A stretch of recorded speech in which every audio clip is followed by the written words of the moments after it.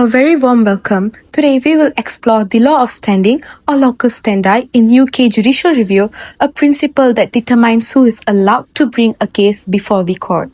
Before we dive further into the explanations for these quotations, let's first discuss the two quotations given. These two quotations are interesting because although they come from the same case, they reveal two entirely different judicial theories about access to the courts. This tension between the old approach and the new approach is a core to understand the UK law. Locus standi not only regulates who can approach the courts, but also reflects a balance between preventing insignificant claims and ensuring access to justice for matters of public importance. The first quotation from Lord Wilberforce, Lord Fraser, and Lord Roskill represents the traditional, restrictive, and cautious approach. One taxpayer has no sufficient interest in asking the court to investigate the tax affairs of another taxpayer. An aggregate of individuals, each of whom has no interest, cannot of itself have an interest. This traditional view insists that only individuals with a direct personal interest may challenge a public decision. Its aim to protect the courts from unfounded or abusive claims, ensuring that judicial time is reserved for genuine disputes. Even a group of taxpayers cannot combine their concerns to create standing unless each individual can show a real personal stake. This traditional approach laid the groundwork for the later development of the sufficient interest test, which attempts to balance restricting frivolous claims with allowing legitimate challenges. This approach reflects the UK's historically conservative stance on standing, prioritizing judicial caution, stability, and legal certainty. Quotation 2. In contrast, Lord Diploc's statement reflects a modern, liberal, and rule of law oriented approach. It would be a grave lacuna in our system of public law if a pressure group like the Federation or even a single public spirited taxpayer were prevented by outdated technical rules of locus standi. Here, the focus shifts from personal interest to public interest.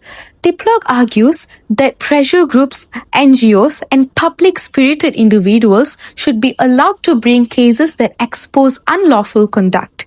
This approach views standing as a tool for ensuring government accountability and preventing breaches of public law from going unchecked. It also anticipates the modern sufficient interest test, which balances preventing frivolous claims with allowing meaningful public interest challenges. Before we dive deeper into the nature of locus standi, it's useful to recognize that these two quotations expose the hidden agenda of the quotations, a clash between two judicial theories. Quotation 1 embodies a narrow majority, right-based view that tries to keep unwarranted or unqualified claimants out of the courts. Quotation 2, by contrast, represents a minority approach that prioritizes constitutional accountability and the rule of law, even where no individual has suffered personal harm. Examining how other jurisdictions approach standing help illustrate how these judicial philosophies are reflected or differ in global legal system. This tension is not unique to the UK. Other jurisdictions shows which quotation their system aligns with. For example, India's public interest litigation PIL model aligns strongly with quotation 2. Indian courts allow NGOs, public-spirited individuals, and even journalists to bring actions to protect collective rights, a development discussed by S. Sadeh in the Journal of the Indian Law Institute 1982 and Rajiv Dhawan in Public Interest Litigation in India 1984.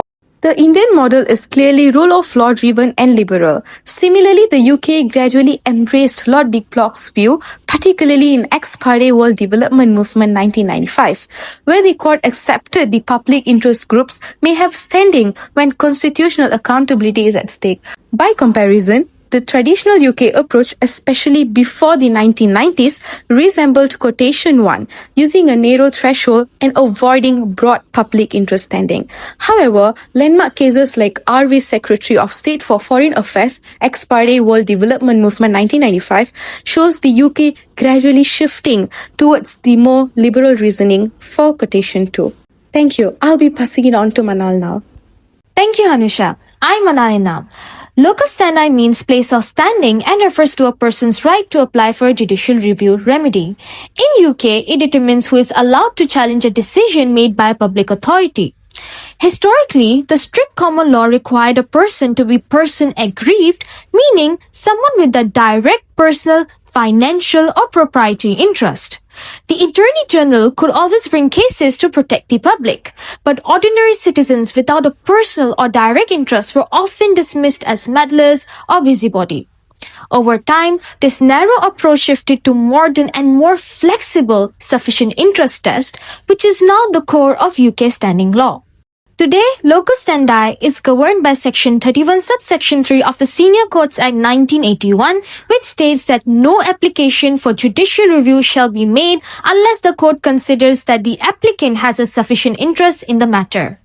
The sufficient interest test was shaped by RV Inland Revenue Commissioners, where House of Lords explained that standing is assessed in two stages. First, at the least stage, where the court filters out abuse by busybodies, cranks, and mischief makers, and then again at the final hearing, which is the second stage, once the merits of the case are known, meaning standing is not rigid but depends on the context and seriousness of the alleged wrongdoing.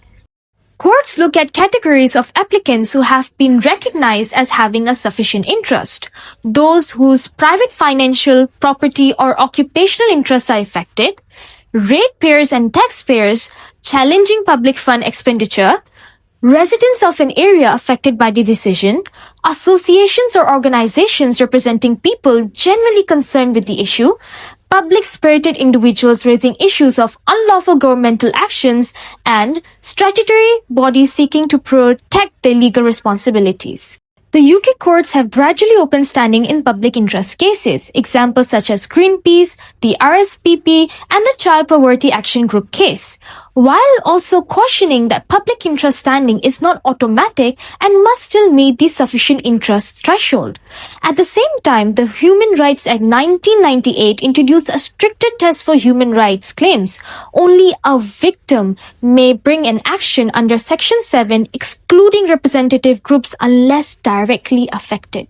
So basically, locus standi in the UK means the legal entitlement to bring a judicial review, determined through the flexible but fundamental sufficient interest, balancing the need to prevent insignificant claims with the need to ensure that unlawful government action does not go unchallenged. According to journal article by Muhammad Abdul Jalil, in Malaysia, the test is stricter. Following the 2000 amendment to Order 53, locus standi requires that the applicant be adversely affected by the public authority's decision. Although some earlier cases such as Lim Chu Hock v. Government of the State of Perak and Muhammad bin Ismail hinted at a more flexible approach, the dominant position reinforced in the Government of Malaysia v. Lim Kit Siang is that applicants must show a special interest beyond that of the general public. Only in limited situations such as Yam Tangku Nazruddin have courts accepted stand-in where the applicant's property or equitable interest is directly impacted. In comparison, the locus standi rule in the UK is more flexible while Malaysia's is stricter. In the UK, the sufficient interest test allows many different applicants to bring judicial review cases, including public-spirited individuals and representative organizations. This flexible approach supports public interest litigation, meaning that even if a person is not personally affected, they can still challenge an unlawful government action. For example, if a government development policy harms people in a certain area, any concerned individual or organization can apply for judicial review because they have sufficient interest in protecting the public. Overall, the UK adapts a flexible and public interest-friendly approach, enabling broader access to judicial review, whereas Malaysian law remains restrictive, generally excluding public interest litigation unless the applicant can prove personal adverse effects. The purpose, nature, historical development, and comparison with other jurisdictions of locus standi will all be discussed later in this video. Now, I'll be passing to Xiaoqing. My name is Xiaoqing and I'll be explaining the purpose of locus standi. The first purpose of locus standi is that it operates as a judicial gatekeeping mechanism. Judicial review is to resolve genuine question of legality, not to provide a platform for political dissatisfaction or abstract disagreement. Under Section 31, Subsection 3 of the Senior Courts Act 1981, an applicant must show sufficient interest before permission is granted. This requirement prevents frivolous or vexatious claims brought by individuals with no real stakes. A vexatious litigant refers to a person who has been restricted by the court because they repeatedly filed irrelevant or baseless claims. The second purpose is constitutional. Locus standi helps protect the separation of power by ensuring that courts do not intrude unnecessarily into political or administrative decisions. Judicial review is meant to scrutinize the legality of government actions, not to supervise or replace government policy. In AG of the Gambia and Angier, the Privy Council distinguished between a person aggrieved who is entitled to bring a claim and a mere busybody who should be excluded. Without standing requirement, courts are at risk of being dragged into matters that belong to executive or parliament, such as political dispute or resource allocation. By imposing a threshold for standing, it prevents judiciary from becoming an alternative platform for political opposition and maintains the proper constitutional balance between institutions. Third purpose of locus standi is to uphold the rule of law. This purpose complements rather than contradicts the gatekeeping function. If standing were interpreted too narrowly, unlawful government action could escape judicial scrutiny simply because no individual has suffered direct personal harm. As illustrated in the case of Inland Revenue Commissioner, National Federation of Self-Employed and Small Business, the Federation challenged a tax amnesty for certain print workers, but the House of Lords held that they lacked sufficient interest because they did not suffer particular harm from the action. In Lord Diplock's dissenting judgment, he warned that preventing responsible groups or individuals from bringing public interest claims could create a grave lacuna in the law. He emphasized that the rule of standing are judge-made and should evolve so that serious legal wrongs do not escape judicial review. Reflecting this, modern case demonstrates the court willingness to grant standing to public interest group as seen in Greenpeace Limited and World Development Movement case. This organization did not suffer direct personal loss, but they represented public concerns like environmental harm or misuse of public funds. Allowing such claim ensures that unlawful decisions affecting the wider community do not go unchallenged, showing that standing allows the courts to examine unlawful public action even when no individual is directly harmed, thereby strengthening the rule of law and promoting accountability in public administration. Overall, this purpose shows that locus standi function both as a filter and as a gateway. It filters out weak, vexatious, or politically motivated claims that would waste judicial resources. At the same time, it ensures that unlawful government action cannot escape scrutiny simply because no individual suffers direct harm. In this way, standing strikes a balance between judicial efficiency, constitutional limits, and the wider demand of the rule of law. Thank you, and that's all for me, and I will be passing on it to Sophia. Thank you, Xiaoqing, for the insightful info. And now, I'm my name Sophia, who will be looking at the nature of locus standi, or who has the right to bring a case to court. Let's start with the historical perspective. When I think about the early days of standing, it was very rigid and narrow. Only a person aggrieved could bring a case, meaning you has to show a personal, proprietary, financial, or legal interest. If you didn't, the courts would often dismiss you as a mere busybody. Take the AG of the Gambia and NG case as explained by Xiaoqing. The Privy Council made it clear that a genuine grievance method, which a person aggrieved could bring a claim, but someone meddling without a real stake could not. From my perspective, this case shows the delicate balance courts had to maintain, which protecting individual rights while avoiding being dragged into matters best left to the executive or parliament. This helps explain why the historical approach was so strict, even if sometimes too narrow. So, what exactly counts as a person aggrieved? Traditionally, the courts look for someone directly affected, usually through property or financial interest. It could also be someone involved in the proceedings that led to the decision. For example, an applicant, objector, or defendant. Sometimes, the courts allowed cases from people affected more than the general public, and in rare situations, even strangers could get involved. There was also the possibility of someone appearing as a friend of the court or amicus curiae to provide expertise or insight without being directly affected. To me, this shows that even in the early days, the courts were trying to balance fairness with practicality.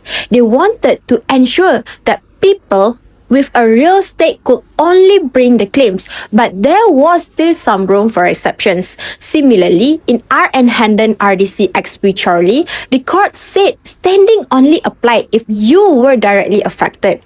This really highlights how individual-focused early standing was, with very little consideration for broader public interests. Over time, the courts realized that the strict, narrow approach to standing was too limiting. They began developing a more flexible and context-sensitive approach. For example, in R and Inland Revenue Commissioners, the House of Lords said courts don't always need to decide standing at the very start.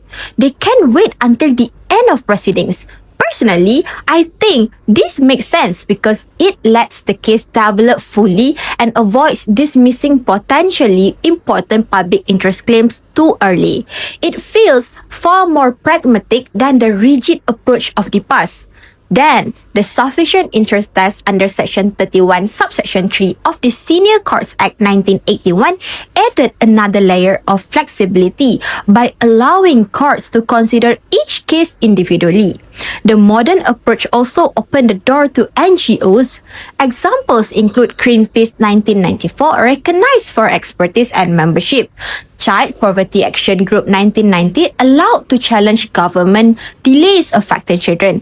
And in 1996, the Royal Society for the Protection of Birds was permitted to bring a claim to protect wildlife. These cases show that standing now considers both personal and public interests. Similarly, in Department for Environment, Food and Rural Affairs and Fikins and another, the Court of Appeal allowed a public interest claimant to bring judicial review even without a direct legal interest. This highlights how the sufficient interest test focused on the substance and societal importance of a claim rather than just personal impact. These developments, together with the recognition of NGOs, demonstrate what Leger 2005 describes, which courts allow public-spirited applicants where the motive is proper. From this, we can see two underlying judicial philosophies. On one hand, courts remain cautious, wanting to prevent frivolous or abusive claims. On the other, they recognize that public interest challenges play an important role in holding public bodies accountable. So, when we compare the two judicial quotations, the first from Lord Wilberforce, Lord Fraser, and Lord Roskill represents the traditional approach, which narrow, personal interest-based and focus on filtering out claims from those not directly affected. The second quotation from Lord Diplock represents the modern, more liberal perspective. It emphasized public interest and the idea that public-spirited individuals or groups should be able to challenge government actions, even if they themselves are not directly harmed. To me, this shift is important because it shows that the law is not only about individual rights, but also about accountability and the role of law.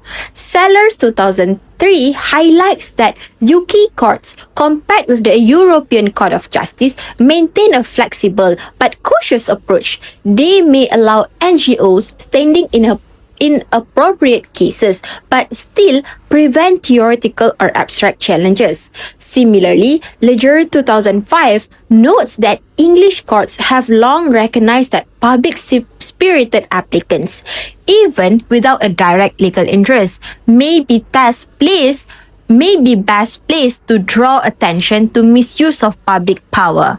A more recent example is our Good Law Project and Minister for the Cabinet Office 2022, which shows how courts continue balancing public interest with preventing purely theoretical claims. Overall, this evolution explains why the sufficient interest test exists today to balance personal rights, public interest litigation, and preventing frivolous cases. Now, I will be passing to Lakshmi.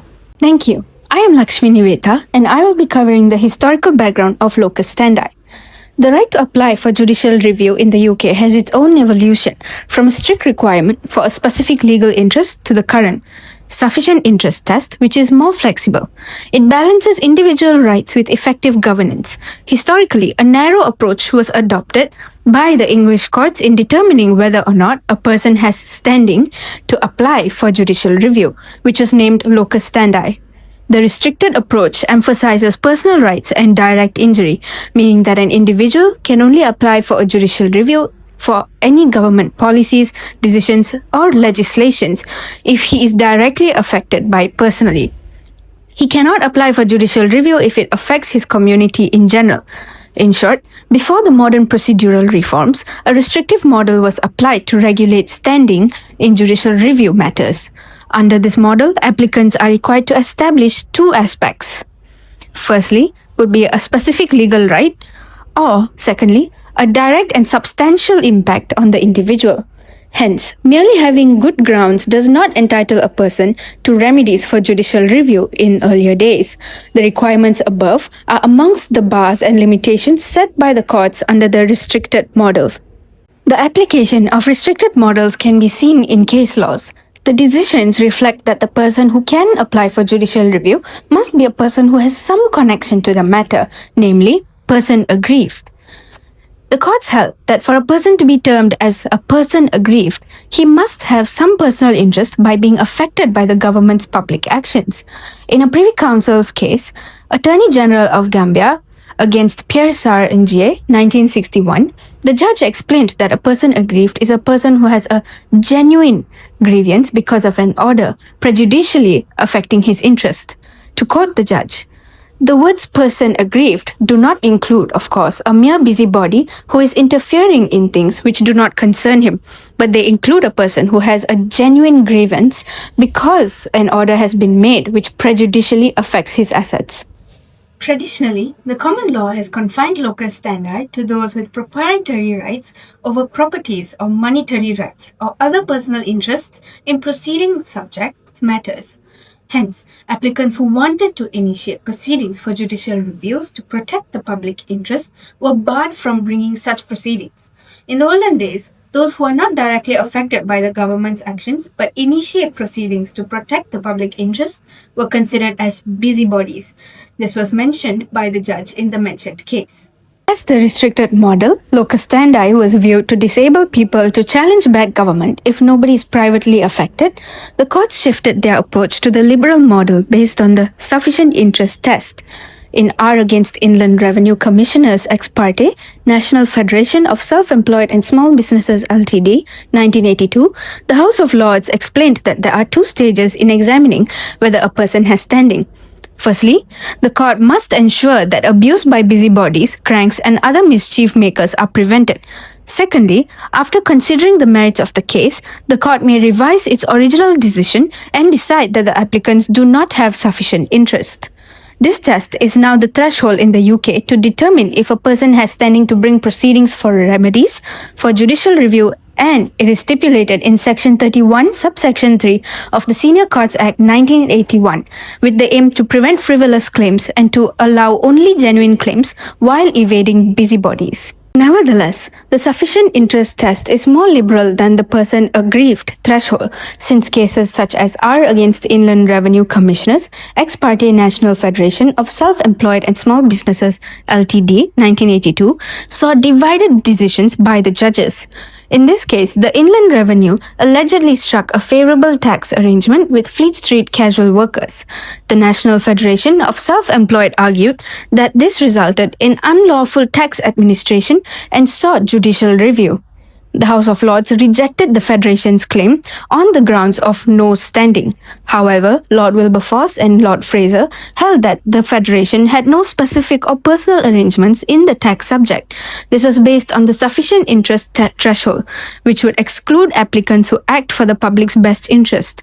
On the other hand, the minorities, Lord Diplock and Lord Roskill emphasized that when there are public wrongs, courts should not adopt the restrictive view, as the aim of judicial review is not to merely protect private rights but also the rule of law. As mentioned by Sophia, public interest claimants may also be allowed to call for judicial review. This ruling moved the test away from rigid proprietary or legal right to a broader discretion based on the sufficient interest test, which shows the transition from a restrictive model to modern liberalism via minority views through the divided decisions by the judges. The World Development Movement 1995 fully reflected the modern liberal shift. In this case, the government approved funding for a project even though internally it was economically an unsound move. A pressure group, the World Development Movement, challenged the legality of the Foreign Secretary's decision. Applying the liberal approach, Lord Justice Rose held that the World Development Movement had standing as the nature of the case involves public expenditure and the claim was to uphold the rule of law. Hence, as this matter is a public matter and not a private matter or law, and public bodies owe duties to the community at large, an individual from the community may have the standing to bring action against the public body to call for legal accountability, as the individual has sufficient interest based on the said grounds. The courts have then applied the sufficient interest test with a degree of flexibility by granting standing to those who bring action for the public interest, even though they did not suffer any direct consequences of the public body's actions or decisions. This ensures that public authorities are able to be accountable for their decisions and actions and to protect the public interest via judicial review proceedings. However, measures are taken by looking at the nature of the case and facts of each case to ensure purely vexatious or unmeritorious claims are filtered out. Based on the decisions, it can be seen that the evolution gave rise to minority views based on two different conceptions of judicial review, even though both groups of judges applied the same sufficient interest test. The majority view is still related to the sufficient interest test, to the orthodox conception that courts will only intervene when private right was infringed, and the claimant for judicial review must have individual interest that suffices him to have standing.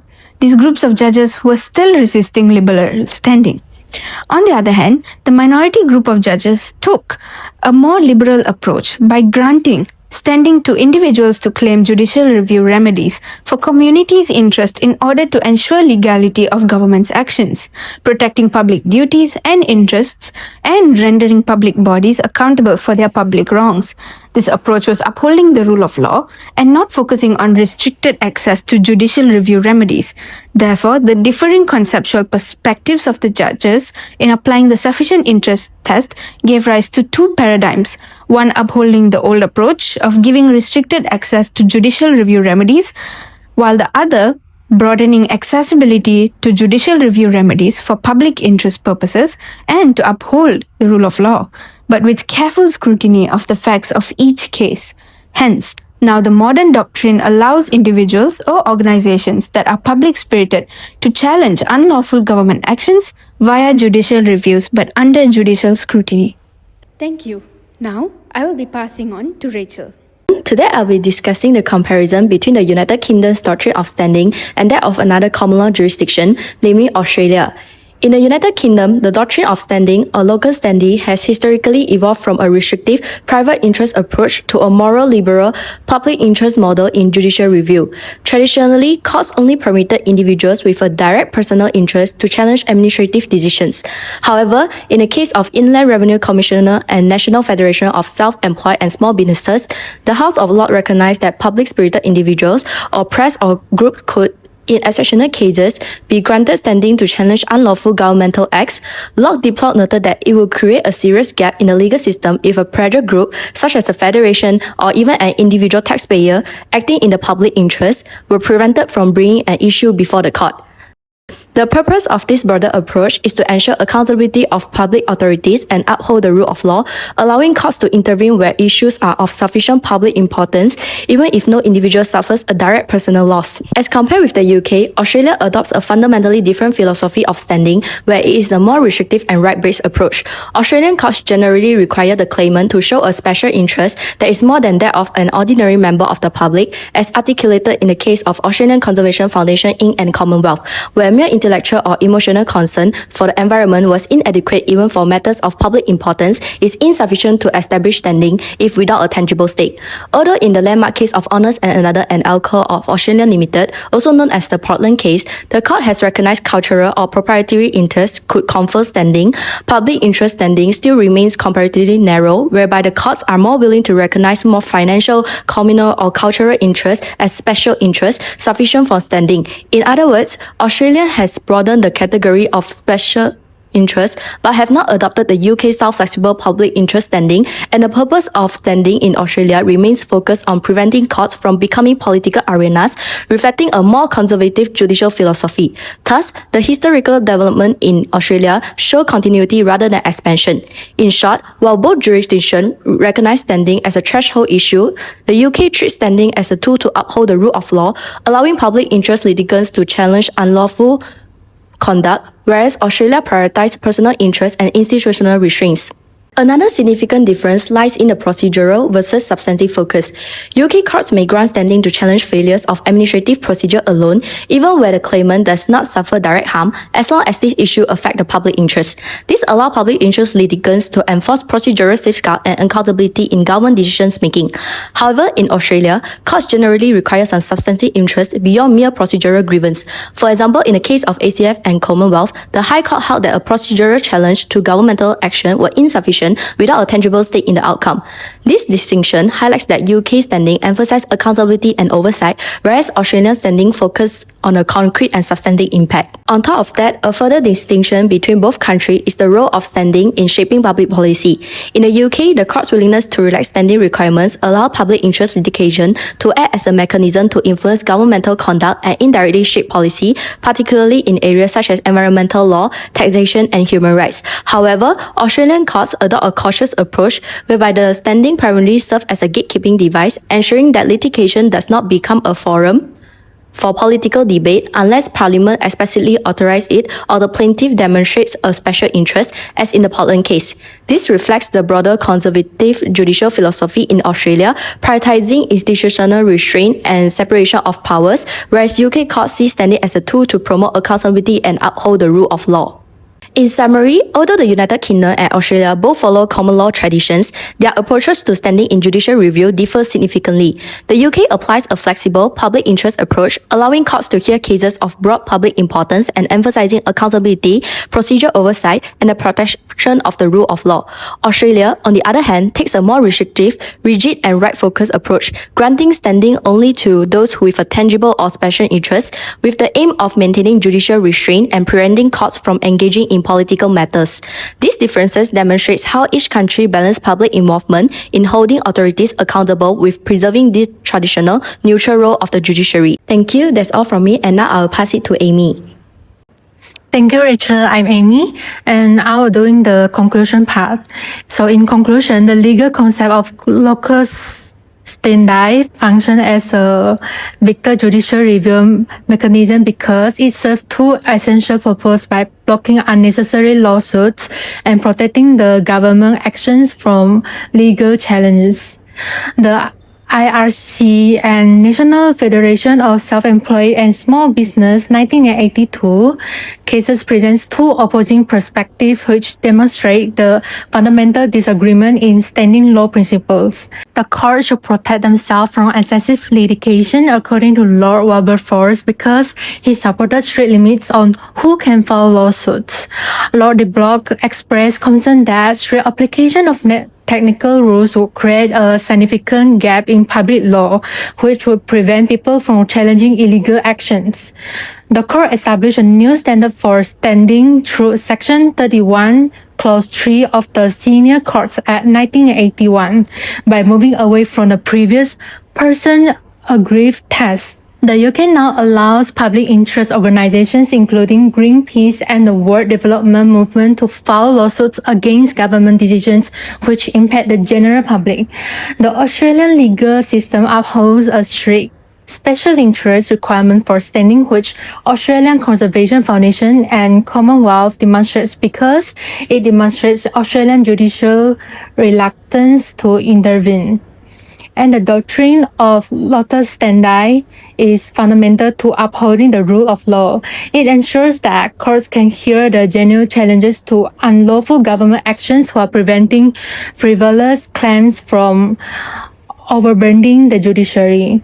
By allowing public spirited individuals and organizations to bring cases in the public interest, locus standi reinforces legal accountability and the proper functioning of the justice system. So in our view, the second quotation by Lord de Block represents the better approach. The current doctrine requires flexibility because it does not safeguard victims from environmental damage that does not result in physical harm to people. The Attorney General fails to provide adequate protection because their government position creates an inherent conflict of interest. The sufficient interest has served as an optimal solution because it enables legitimate cases to move forward while preventing unnecessary legal challenges. The rule of law depends on locus standi as a legal principle which enables proper cases to proceed through courts while preventing unnecessary legal disputes. Thank you. That's all for us.